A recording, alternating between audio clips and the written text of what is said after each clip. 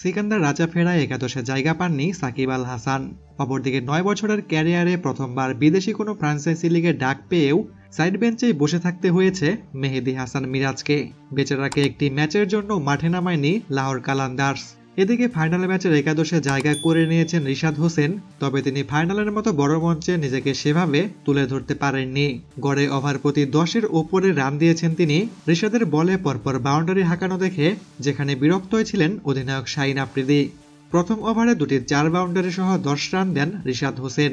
এরপর দ্বিতীয় ওভারে 3টি বাউন্ডারি হজম করে দিয়েছেন 16 রান।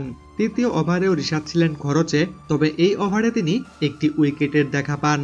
তবে শেষ ওভারটা দারুণ বোলিং করেছেন রিশাদ হোসেন। এই ওভারে খরচ করেছেন মাত্র 5 রান। 4 ওভারে মোট 42 রান দিয়ে একটি উইকেটের দেখা পান রিশাদ হোসেন। তবে রিশাদ হোসেন একাই এমন বোলিং করেননি। সাকিবের পরিবর্তে সিকান্দার রাজাকে নিয়েও কোনো লাভ হয়নি লাহোরের। তিনিও রিশাদের সমপরিমাণ রান দিয়ে গেছেন এই ম্যাচে।